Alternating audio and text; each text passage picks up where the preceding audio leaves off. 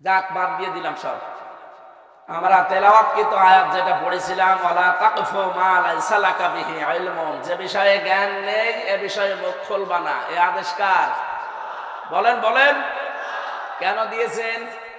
কারণ কিয়ামতের ওই কঠিন ময়দানে আপনার অন্তর, আপনার কান, আপনার এই মুখ যেটা দিয়ে কথা বলেন, ইন্নাস সামআ ওয়াল বাসারা ওয়াল ফুয়াদা, আপনার এই চোখ, আপনার এই মুখ, আপনার অন্তর, কিয়ামতে প্রতিটি জিনিস কিন্তু পুঙ্খানুপুঙ্খানু ভাবে জিজ্ঞাসিত হবে।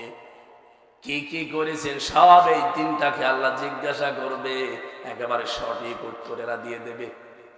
কারণ আপনাকে আল্লাহ কথা বলতে দেবে না।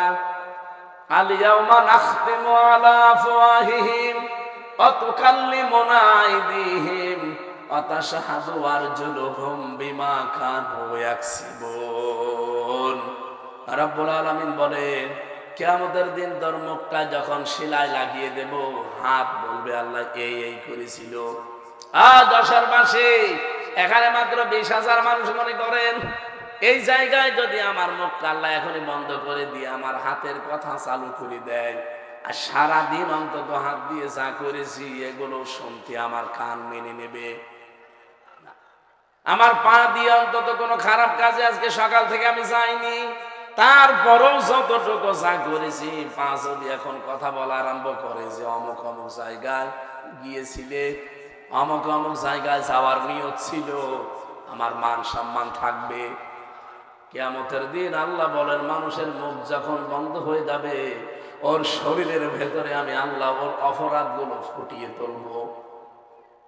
আপনি যদি ডাকাতি করে থাকেন, চুরি করে থাকেন, ঘুষ খেয়ে থাকেন, সুদ খেয়ে থাকেন, এই শব্দটা আপনার এই কপালের উপরে আল্লাহ লিখে দেবে।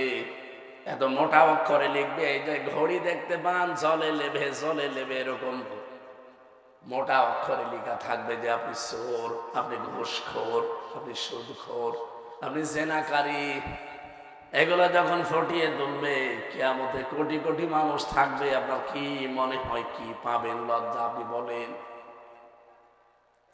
এই জন্য হিসাব নিকাশ করে আমাদের কথা বলা দরকার।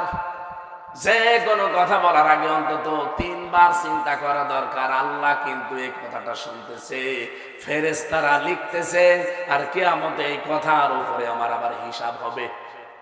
এই কথা বলে না কেন? এমনিতে আপনার জীবন পাল্টিয়ে যাবে।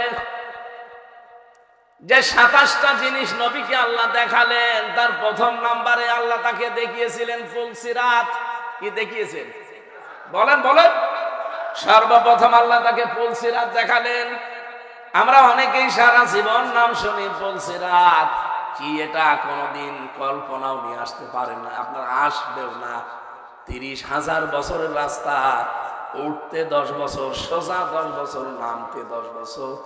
তাও এরকম ব্রিজ চওড়া হলে তো হয়, চিকন হবে চুলের মতো, আর ধার হবে হীরার মতো।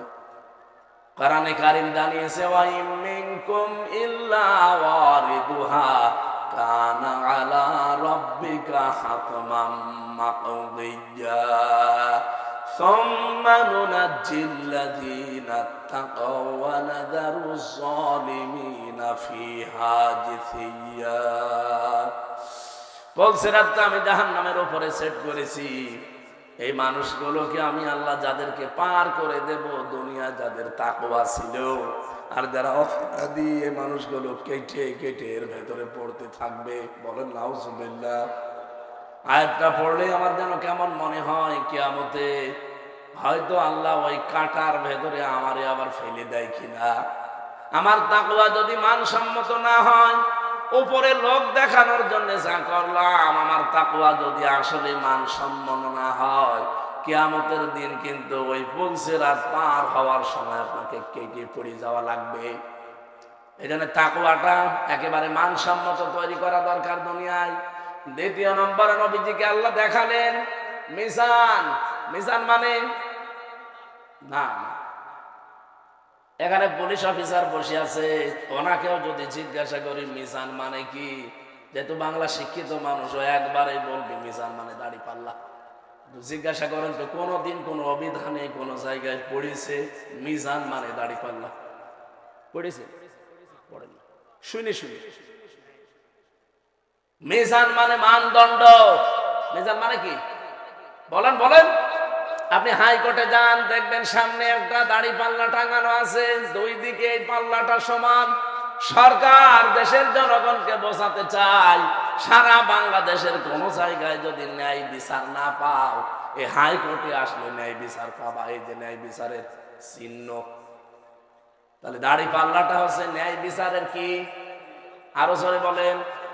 নবীজিকে আল্লাহ মিজান দেখিয়েছিলেন। কি মিজান? এবার এবার খেয়াল করেন, এখানে আমার মনে হয় শুধু পাগল ছাড়া, নারী পুরুষ যত আমরা এসেছি, শুধু পাগল ছাড়া এমন কেউ নেই যে কথা সে লোকটা বলতে পারে যে কিয়ামতের দিন আমাদের যে আমল, আমল মানে কি? এই জবাব দিবেন না? কিয়ামতে মিজানের যে পাল্লা, আমরা বলি মিজানের পাল্লায় মাপ দেওয়া হবে। মাপ দেবে কি? আমল। কি দেবে? নেক আমল, বদ আমল। কথা বলেন ঠিক কিনা? তাহলে কিয়ামতে আল্লাহ মাপ দেবে আমল। আমলের বাংলা কি? কাজ। বলেন বলেন। এনাকে জিজ্ঞাসা করি আমি, কোন পাগলও কি বলবে যে 5 কেজি কাজ দাড়ি পাল্লার এক প্রান্তে তুলে দিলাম? কাজ কি মানুষ দাড়ি পাল্লা দিয়ে মাপে যে 5 কেজি কাজ এ মাপা যায়? কি বিশ্বাসে ছিলেন এতদিন? এটা আমাদের এখন অনেকের ক্লিয়ার হয়নি, এই জন্য আমি উদাহরণটা নিয়ে আসলাম। কাজ কেউ দাড়ি পাল্লা দিয়ে মাপে না যে 10 কেজি কাজ এদিকে 5 কেজি কাজ তুলে দিলাম না। পৃথিবীর প্রতিটি জিনিস মাপ দেওয়ার জন্য আলাদা যন্ত্র আছে। এই যে প্যান্ডেলটা বানিয়েছেন, যদি বলি এটা মেপে দেন, তো এটা মাপ জব করার জন্য দাড়ি পাল্লায় তুলে দেবেন। কি করবেন? ফিতা নিয়ে মাপবেন, গজ নিয়ে মাপবেন। কথা বলেন ঠিক কিনা? এই যে পানি দিয়েছেন খাবার জন্য, খাবারের এই পানিটা যদি বলি ভাই মেপে দেন, আপনি ফিতা দিয়ে মাপবেন। এটার জন্য লিটার আছে, সিসি আছে। কথা বলেন না কেন? আপনাকে আমি এতটুকু চাউল দিলাম, চাউল কি একটা একটা করে গুনে গুনে মাপবেন? এটার জন্য দাড়ি পাল্লা লাগবে, বাটখারা লাগবে, পাথর লাগবে, কেজি লাগবে। কথা বলেন না কেন? দুনিয়ার যত জিনিস আছে, প্রতিটি জিনিস পরিমাপ করার জন্য একটা আলাদা যন্ত্র পাবেন। কাজ যে আল্লাহ কিয়ামতের দিন মাপবে, কাজ মাপার জন্য এই গজ ফিতা দিয়ে হবে না, দাড়ি পাল্লা দিয়ে, বাটখারা দিয়ে, কেজি দিয়ে, পাথর দিয়ে হবে না, সিসি দিয়ে, স্ক্যান দিয়ে হবে না। কাজ মাপতে হয় গুরুত্বের ভিত্তিতে। এই কথা বলে না কেন? কাজ মাপে মানুষ কি দিয়ে? গুরুত্ব দিয়ে। গুরুত্বের ভিত্তিতে কাজ মাপতে হয়। বাংলার জনগণ ভালো করে এই বিষয়টা আজকে ক্লিয়ার করে নিয়ে যাবে, তাহলে আপনার জীবনে অনেক কিছু দেখবেন পরিবর্তন আসবে ইনশাআল্লাহ। কাজ কিন্তু মাপা হয় ফিতা দিয়ে না, দাড়ি পাল্লা দিয়ে না। কাজ মাপা হয় কি দিয়ে? গুরুত্ব দিয়ে মাপা হয়। এখন পড়া কোরআন শরীফের ভেতরে গুরুত্বপূর্ণ কাজ আল্লাহ কি কি দিয়েছেন, ওইটা আপনাকে আগে জানা লাগবে। আজকের এই প্যান্ডেলটার গুরুত্বপূর্ণ জিনিস কি? খুঁটি আর সামিয়ানা। কথা বলছেন? খুঁটি আর সামিয়ানা যদি না থাকে, আপনি যতই সুন্দর করে সাজান, কেউ মঞ্চ বলবে এটা বলবে? আজকের এই মঞ্চের গুরুত্বপূর্ণ জিনিস খুঁটি আর সামিয়ানা।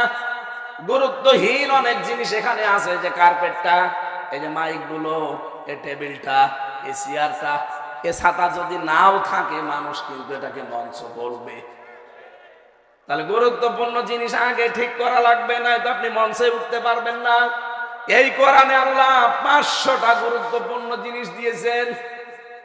আপনি 499টা মানেন, একটা মানেন না, আপনার এই মঞ্চ কিন্তু সরাসরি উঠতে পারবেন না। এই যে নামাজ আল্লাহ দিয়েছেন, ফরজ নামাজ। পৃথিবীর যত ইবাদত দেখবেন, প্রতিটি ইবাদতের আলাদা আলাদা কিছু ফরজ জিনিস আবার ভাগ করা আছে। নামাজ যে ফরজ, এই নামাজের ভেতরে আবার ফরজ আছে কয়টা? 13টা। বলেন বলেন, আরো জোরে বলেন। এই 13টা ফরজের 12টা আদায় করলেন, একটা করেননি, আপনার কি সওয়াব হবে কয়টা? হ্যাঁ, একটাও হবে না, কারণ গুরুত্বপূর্ণ জিনিস আপনি ছেড়ে দিয়েছেন। খুব ভালো করে বসেন, 13টা ফরজের একটা আদায় করেননি, 12টা করেছেন, সওয়াব তো হবেই না, জিরো হবে, শূন্য হবে, কিচ্ছু পাবেন না। এখন যদি বলেন না 12টা আদায় করলাম অন্তত 2টা সওয়াব দেন, হবে। এটা যেমন বুঝলেন কোরআনে আল্লাহ 500 শরীয়তের বিধান দিয়েছেন, এগুলো সব ফরজ, এগুলো সব গুরুত্বপূর্ণ জিনিস। এই 500 ফরজের 499টা আপনি মানেন, একটা তো মানেন না, আরো বিরোধিতা করেন। আপনার জীবনে কিয়ামতে আল্লাহ যখন মিজানে মাপ দেবে, একটাও কিছু পাবে না, গুরুত্বহীন, সওয়াব পাবেন জিরো, শূন্য। এই জন্য তো সতর্ক করছি আপনাকে যে জীবনে গুরুত্বপূর্ণ জিনিস যেগুলো সেগুলো আগে রাখেন। নামাজ পড়তে গেলে যেমন ফরজ আগে রাখা লাগে 13টা, এরপরে ওয়াজিব 14টা, এরপরে নামাজ ভাঙার কারণ 19টা, এরপরে সুন্নত 12টা, এরপরে মুস্তাহাব 17টা, এভাবে সব আলাদা আলাদা ভাগ আছে। ফরজ 13টা আদায় হয়ে গেলে আপনার নামাজ হয়ে যাবে, কিন্তু বাকিটা যদি আদায় না করেন হয়তো জরিমানা দেওয়া লাগতে পারে, সরসিজদা। কথা বলছেন না কেন? তাহলে দুনিয়ায় যে 500টা শরীয়তের বিধান, তার ভেতরে 1 নাম্বার বিধান দিয়েছেন আল্লাহ, আপনি যে কালেমাটা পড়েছেন এটা যেন আপনি ঠিক রাখেন। আপনার কালেমা ঠিক আছে? এদেশে বহু মানুষ আমরা ওযু করি, ওযু করার পরে যে ওযু ভেঙে যায় 7টা কারণে। কয় কারণ? একটা কারণে আপনার ওযু ভেঙে গেল, 7 কারণের ভেতরে 1 কারণ মনে করেন বাতাস বের হয়ে গেছে, ওযু থাকবে।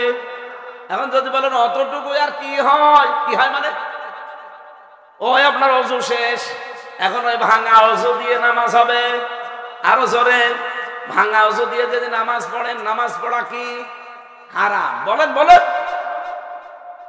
ঠিক আপনি ঈমান এনেছেন, ঈমানও কিন্তু ভেঙে যায়। 10টা কারণে ঈমান ভেঙে যায়। কয়টা? এই 10টা কারণ যে কবে কবে আপনার জীবনে এসেছে আপনি জানেনও না, কখন যে ঈমান ভেঙে গেছে আপনি টেরও পাননি। ভাঙা ওযু দিয়ে যেমন নামাজ হয় না, ভাঙা ঈমান দিয়ে আমার আল্লাহর জান্নাতে যাওয়া যাবে না। গুরুত্বপূর্ণ কাজগুলো আগে ঠিক করবেন, এই জন্য আপনাকে এটা পড়তে হবে। 500 আছে শরীয়তের বিধান। এই দেশে আমরা দেখি অনেকে কেউ 100টা মানে, কেউ 150, কেউ 200, কেউ 300, কেউ 400, কেউ 499টায় মানছে, কিন্তু একটা মানতে চাই না, আরো বিরোধিতা করে। 12টা ফরজ আদায় করে একটা না করলে যেমন কিছুই পাবেন না, 499টা আদায় করেও একটা না করলে কিছুই পাবেন না। মিজানের পাল্লা আল্লাহ নবীকে আল্লাহ এইটা দেখিয়েছিলেন যে মিজানের ন্যায় এবং মানদণ্ড হিসাবে তোমাকে গুরুত্বের ভিত্তিতে মাপ দেওয়া হবে। দুনিয়ায় গুরুত্বপূর্ণ কাজ যেগুলো আপনারা কিন্তু জানেন, দুনিয়ায় যত গুরুত্বপূর্ণ কাজ তার 1 নম্বরে ঈমান। নাম কি? ঈমানের পরে এই লোকটা কাজ করবে নামাজ। এই গত রাত গেল, এই রাতে আমার আল্লাহ বিশ্ব নবীকে নিয়ে 50 ওয়াক্ত নামাজ দিয়েছিলেন। মুসা নবীকে বারবার দেখা হতে হতে শেষে 5 ওয়াক্তই নেমে এসেছে।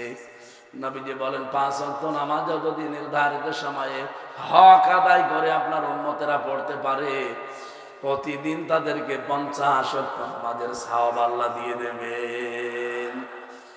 আমার ভাইরা, আমি আবার বলছি গুরুত্বপূর্ণ কাজ জীবনে 500টা গুরুত্বের দিক থেকে বিবেচনা করে কাজগুলো আপনি করবেন। দুনিয়ায় গুরুত্বহীন এখানে মাইক, গুরুত্বহীন এখানে টেবিল, এগুলো না থাকলেও হয়, কিন্তু আমরা এইগুলো নিয়ে আগে ব্যস্ত।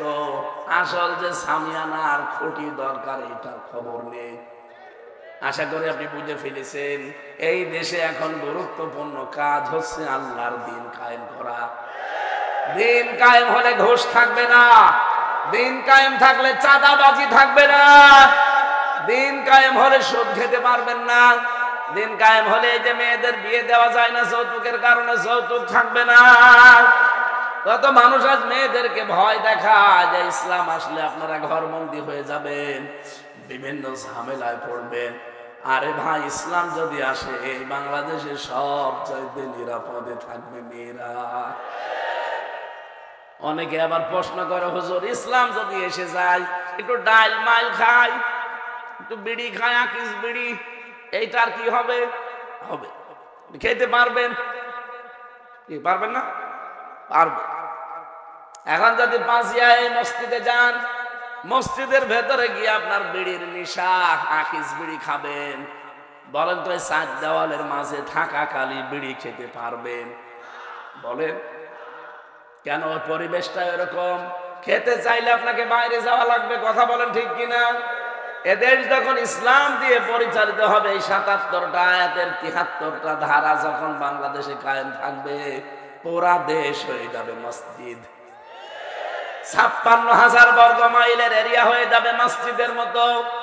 আপনার মন চাইলে আপনি খেতে পারবেন না, ওই পরিবেশ তৈরি হয়ে যাবে। জোরে বলেন আল্লাহু আকবার। নবীজিকে এরকম একটা একটা করে ২৭টা জিনিস দেখিয়েছেন, আর আসার সময় ১৪টা জিনিস শিখিয়েছেন, যে এইগুলো যে আপনি অ্যাপ্লাই করবেন উম্মতের ভেতরে।